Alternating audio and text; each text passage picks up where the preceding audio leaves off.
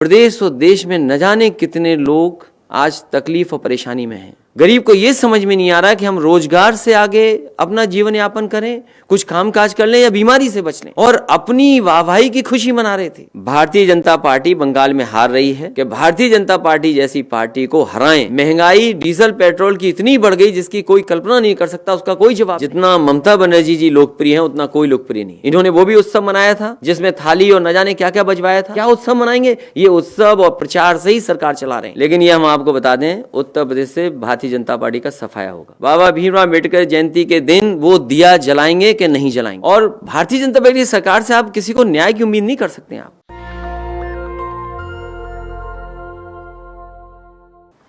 मैं एक एक नेता का, एक एक कार्यकर्ता का और उनके साथ जितने भी सहयोगी साथी आए हैं, मैं उन सब का स्वागत करता हूं, बहुत बहुत धन्यवाद देता हूं, बहुत बहुत बधाई भी देता हूं।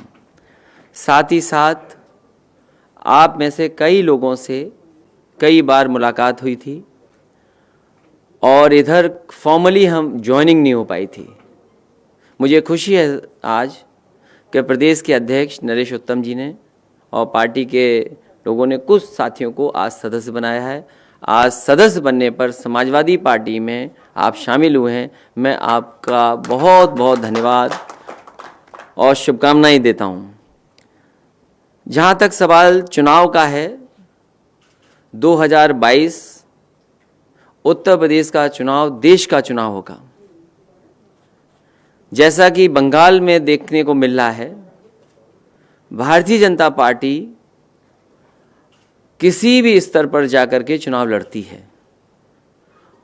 भारतीय जनता पार्टी का मुकाबला करने के लिए समाजवादी पार्टी ने लगातार संघर्ष किया और लगातार ये प्रयास किया है कि कोई भी समाजवादी पार्टी में शामिल होना चाहेगा, समाजवादी पार्टी में उसको जोड़ने का काम हम सभी मिलकर के करेंगे। आज जब हम और आप मिल रहे हैं, उस समय जिस समय हम और आपकी मुलाकात हो रही है, प्रदेश और देश में न जाने कितने लोग आज तकलीफ और परेशानी में हैं। रात से लेकर के सुबह तक और पिछले 4-5 दिन से लगातार लोग तकलीफ में हैं। जो अखबारों में पढ़ने का मिल रहा है, जो टीवी पे थोड़ा बहुत देखने को मिल रहा है, सोशल मीडिया भरा पड़ा है और व्यक्तिगत संपर्क करने से जो जानकारी मिल रही है, ये वैश्विक महामारी ने एक बार फिर हम सबको घेर लिया है और ऐसे चक्रव्यूह में फंसा दिया है कि अब इससे बाहर कैसे निकलें। हम जब आप मिल रहे हैं, दुखद है कि बहुत सारे लोगों की जान गई है। हमारे बीच काम करने वाले पूर्व सांसद श्यामाचरण गुप्ता जी राजनीति में लगातार काम करते रहे जनता के लिए। उद्योग में जो भी कर सकते थे, उद्योग में भी उन्होंने बहुत अच्छा काम किया। न जाने कितने लोगों को नौकरी, रोजगार और काम से जोड़ा था। आज वो हमारे बीच में इसलिए नहीं क्योंकि कोरोना से उनको संक्रमण हुआ और कोरोना का इलाज कराते कराते उनकी जान चली गई। ऐसे बुरे दिन, ऐसे काले दिन, ऐसे तकलीफ भरे दिन हमने आपने कभी नहीं देखे होंगे। और जिस तरीके का संकट आ रहा है, जो गरीब है सबसे ज्यादा तकलीफ में है। जो गरीब है उसको रोजी रोटी, रोजगार, गरीब को यह समझ में नहीं आ रहा कि हम रोजगार से आगे अपना जीवन यापन करें, कुछ काम काज कर लें या बीमारी से बच लें। और जिन्हें इंतजाम करना चाहिए था वो स्टार प्रचारक बनकर के दूसरे प्रदेश में झूठ बोलने के लिए निकल पड़े हैं। उत्तर प्रदेश के हालात क्या है? दवाइयां नहीं हैं, अस्पताल में एडमिट नहीं हो सकते, जो आपको बहुत जरूरत की दवाई है वो पर्याप्त है ही नहीं, टेस्ट नहीं हो पा रहे, और अगर टेस्ट हो भी रहे हैं तो जिस समय उनका रिजल्ट आना चाहिए था, रिजल्ट में भी डिले कर रहे हैं। और वैक्सीन लग जाने के बाद भी लोग इस बीमारी से परेशान है, बीमार हो गए। अगर लखनऊ की जो प्रेस्टिजियस इंस्टीट्यूशंस हैं, अगर उस इंस्टीट्यूशन के लोग भी ऐसी बीमारी से तकलीफ में चले जाएं, तो आखिरकार आम जनता का इलाज कौन करेगा? अस्पतालों की जो दुर्दशा की है, क्योंकि सरकार ने कोई तैयारी नहीं की। सरकार अपनी वाहवाही में रही। जब बीमारी खत्म हो जाती तो वाहवाही होती तो ठीक था, लेकिन बीमारी को छिपा करके, आंकड़ों को छिपा करके, जानकारी को छिपा करके और अपनी वाहवाही की खुशी मना रहे थे। क्या कोई ये सोच सकता है वैक्सीन की जगह जो वैक्सीन लगनी चाहिए थी वो कुत्ते वाली दवाई लग जाए? इससे दर्दनाक, इससे खराब क्या हो सकता है? और फिर आखिरकार सरकार की जो जिम्मेदारी है वो सरकार क्यों नहीं जिम्मेदारी निभा रही है? इनके लिए चुनाव जरूरी है, जान जरूरी नहीं है। जब इन पर पर्याप्त समय था, पर्याप्त बजट था, पर्याप्त इंतजाम करने का वक्त था, इन्होंने इंतजाम नहीं किया। इसकी वजह से पूरे के पूरे उत्तर प्रदेश के गरीब आम लोग परेशान हैं, जिन्हें न अस्पताल मिल रहा है, न दवाई मिल रही है, न वैक्सीन हो पा रही है, और न ही वैक्सीन के लगने के बाद उनके बचाव के लिए कोई सरकार फैसला ले रही है। इसलिए हमें उम्मीद है कि आने वाले समय में उत्तर प्रदेश की जनता बदलाव की तरफ देखेगी, और इतने साथी जो आए हैं, जो लगातार समाजवादी पार्टी में जुड़ रहे हैं, ये बदलाव की तरफ ले जा रहे हैं, एक अच्छे उत्तर प्रदेश और खुशहाली और तरक्की वाले उत्तर प्रदेश की तरफ ले जा रहे हैं। मैं एक बार फिर एक एक नेता का, एक एक कार्यकर्ता का जो इनके साथ शामिल हो रहा है, मैं उनको बहुत बहुत बधाई, बहुत बहुत धन्यवाद देता हूं। भारतीय जनता पार्टी बंगाल में हार रही है और बंगाल की जनता एक बार फिर ममता बनर्जी को जिता करके वहाँ की मुख्यमंत्री बनाएंगे। और हम भी यहाँ से उत्तर प्रदेश से समाजवादी लोग अपील कर रहे हैं कि भारतीय जनता पार्टी जैसी पार्टी को हराएं। आज इनके पास महंगाई का जवाब नहीं है, आज इनके पास किसान के 3 कानून जो लागू हुए हैं उनको कैसे किसान हित में ये बताने का कोई रास्ता नहीं उनके पास। ये काले कानून हैं। बीमारी से लड़ने के लिए कोई पर्याप्त इंतजाम नहीं किया। महंगाई डीजल पेट्रोल की इतनी बढ़ गई जिसकी कोई कल्पना नहीं कर सकता, उसका कोई जवाब नहीं है।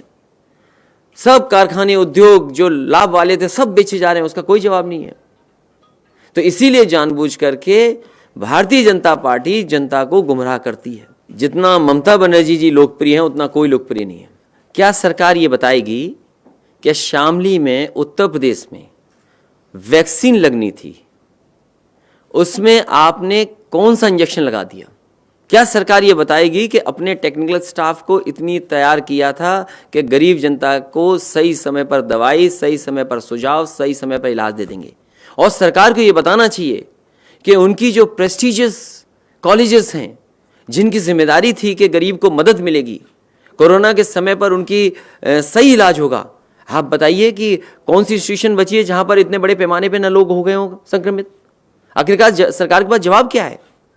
सरकार जो उत्सव मना रही है, आपको याद होगा इन्होंने वो भी उत्सव मनाया था जिसमें थाली और न जाने क्या क्या बजवाया था।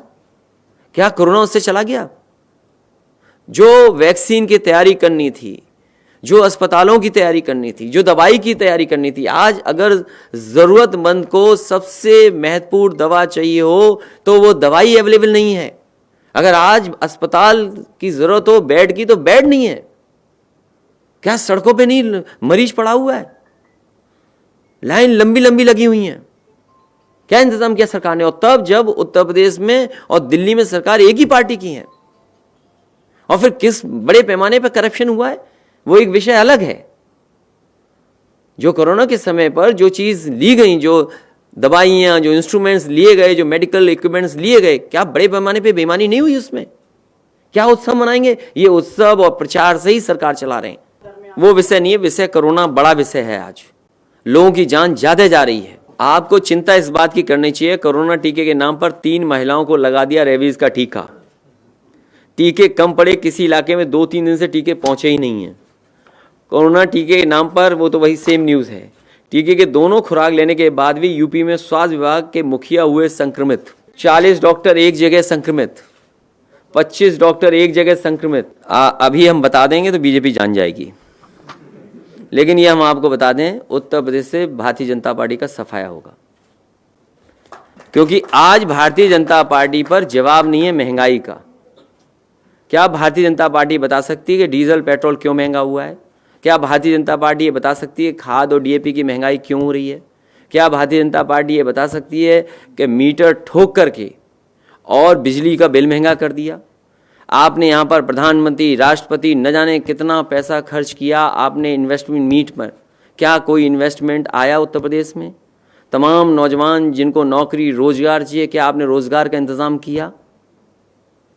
तो ये बड़े सवाल हैं जिनका जवाब उनके पास नहीं है, और यही सवालों का जवाब उत्तर प्रदेश की जनता आने वाले समय में देगी। नौजवान तैयार है, किसान तैयार है, और इतना अन्याय, उत्पीड़न, इतना लोगों का अपमान, किसी सरकार ने इतना अपमान नहीं किया होगा जितना इस सरकार में अपमान हो रहा है।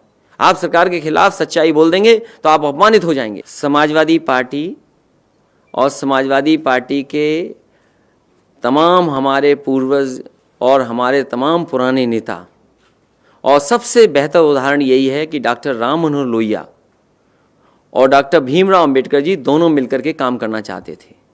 एक समय ऐसा आया था कि दोनों ने फैसला लिया कि दोनों मिलकर के काम करेंगे। वो परिस्थिति और समय नहीं मिला जिसकी वजह से दोनों विचारधाराएं एक नहीं हो पाई।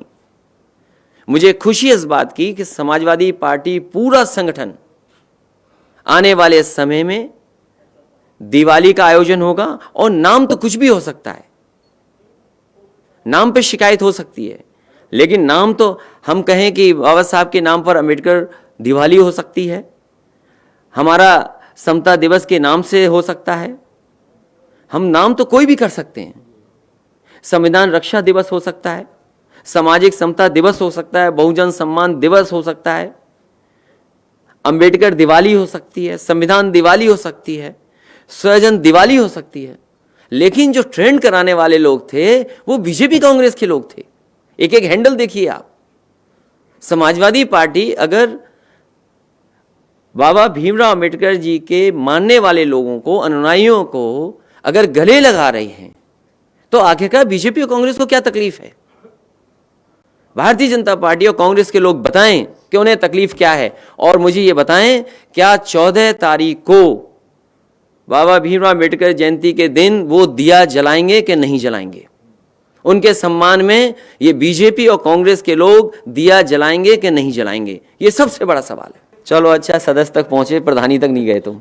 मैंने आपको कितनी बार मैं बताऊं, समाजवादी पार्टी की कोशिश होगी सभी दलों को साथ ले लें, सभी लोगों को साथ लेकर के चलें, जो भी छोटे दल हैं उनको साथ लेकर के चलेगी।